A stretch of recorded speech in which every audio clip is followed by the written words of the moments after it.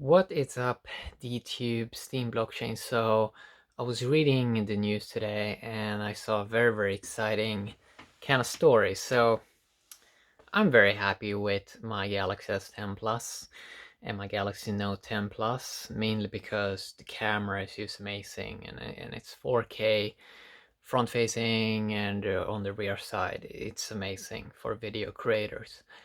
Now I saw a news story that the Galaxy S11 that may come February 2020, then it may come with an 8K camera video functionality with 30 frames per second. So if you didn't know about it already, there already is a phone that records 15 FPS 8K video. It's CT Nubia 3 or something, I think. I'm not sure if that's exactly the name, but there is, you can even go watch on YouTube a video 8K from that phone, and it's only in 15 FPS, and my MacBook Pro from early 2015, it cannot even play the video because it's so high res, or it can play it, but it's extremely slow. So it's it's kind of cool, to be honest. Just a couple of years ago, that was when we first started to see 4K video functionality in phones. And 4K looks way better than the 1080p. So yeah, we're moving towards 8K.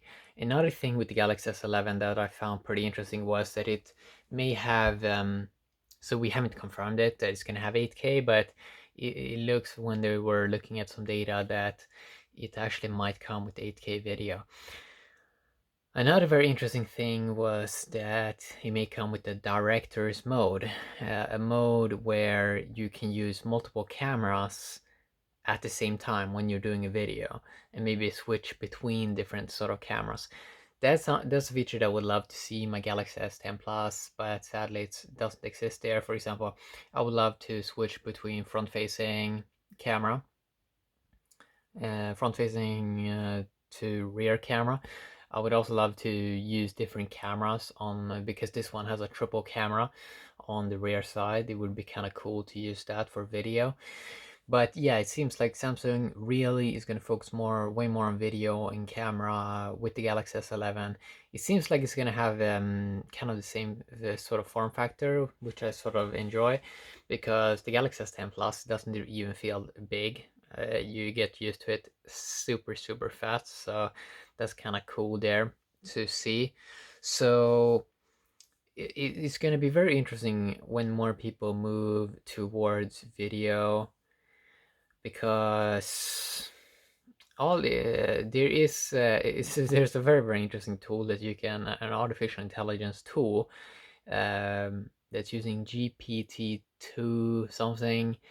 It's called, the website's called talktotransformer.com, I think.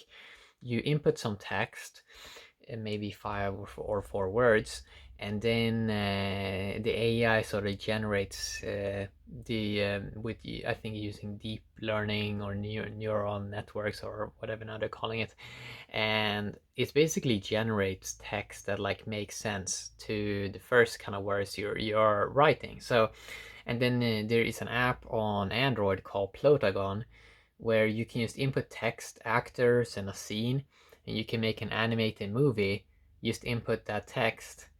So we sort of see where this is. I sort of see where this is gonna go with text, and the artificial intelligence is gonna do that way better, which means eventually the only way humans will be able to stand out. So a lot of articles and stuff like that, anything with text, artificial intelligence will do way better. So the only main function eventually that becomes like interesting with the camera is the video function on smartphones. So Galaxy S11 with an 8K video, that would be very exciting to see. Now I don't think that it's going to be on the front facing camera, because right now with the Galaxy S10 Plus you have 4K functionality on the front facing camera, at least on the S10 Plus, not on the regular Galaxy. But I think with 8K probably it's going to be on the rear side, at least here in sort of like the beginning. So yeah, so when text really gets taken over by artificial intelligence with tools like talk to transformer.com that usually like generates text that sort of makes sense, and it's just going to learn more as it gathers more data, and as you have like larger networks of data, eventually it will be able to start to generate full movies and animations, and it's really cover the text content. And this is something that we already see on a lot of websites, how most of it is just now automated, and most of the times you don't even know if a human wrote it. So the only way you can sort of see if a human truly is unique is, well, are they doing vlogs? Then you can sort of see, okay, this is you can actually verify it, like, okay, this is actually a confirmed human being. And especially now when we're gonna have, okay, 4K, first 2K, 4K, and 8K. Yes, we can see that that's a human, and that we can see that there is something more to it than just the words. That with video you're perceiving much more. It's more engaging, and it's a real human being. And text, it's just text doesn't know the human being, which is kind of like, it's kind of interesting when we're gonna move up to 2030. People are gonna realize that more, that oh yeah, we can't really know human beings by just trying to extract some knowledge from them by yeah, we think many ways we can know a human being by the little gathers of knowledge that we have about something. But then when the artificial intelligence is going to we're gonna see how smart it is, we're gonna realize, oh, we actually are quite ignorant. And it's like, to really know a human being, you really have to be alongside with them on a journey or something, or like perceive them. So, and that takes a lot of energy, of course.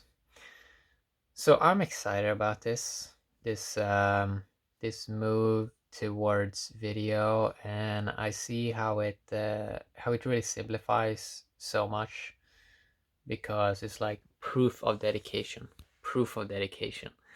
Um, and sometimes people say that they don't really know, or sometimes people wonder, like, it seems like video for some people that may not do video, it seems like doing videos that it takes a lot of effort, but it's really interesting when you have been doing videos quite some time, it can become extremely natural. So it doesn't really feel as you have to expand super much energy and put on an act.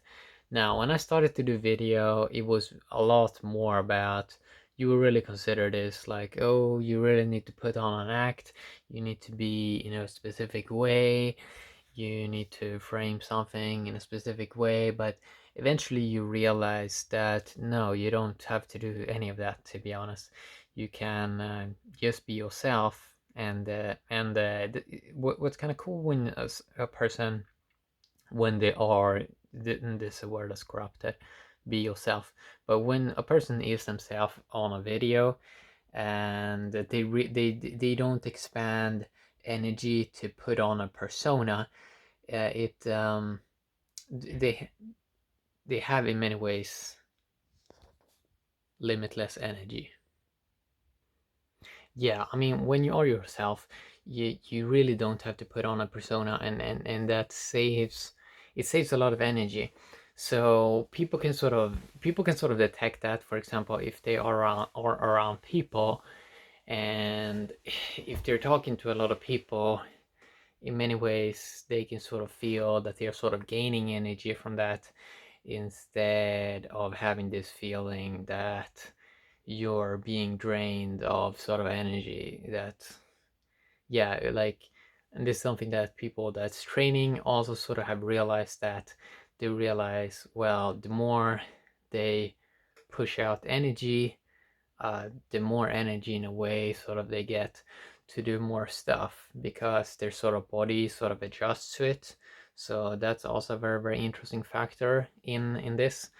So especially when people are very, very consistent, their body kind of adjusts quite rapidly, and it really becomes just uh, it becomes their regular day-to-day kind of lifestyle of sort of doing things. And so it's not a big event that you have to put on like a big show, especially not if you sink into what you are, something that Duncan Trussell has talked about a little bit on some YouTube videos. Sink into what you are, and I really think that it is something with that. So people have some form of unique intelligence, and people have their own sort of unique perspectives, and sometimes they want to have their own sort of act and put on add something, a little bit of extra spice or juice to make them stand out in a specific way, and that's kind of interesting to see. So that is what I want to talk a little bit about today, about the Galaxy S11 with potentially with 8K video at 30 frames per second, which is smooth.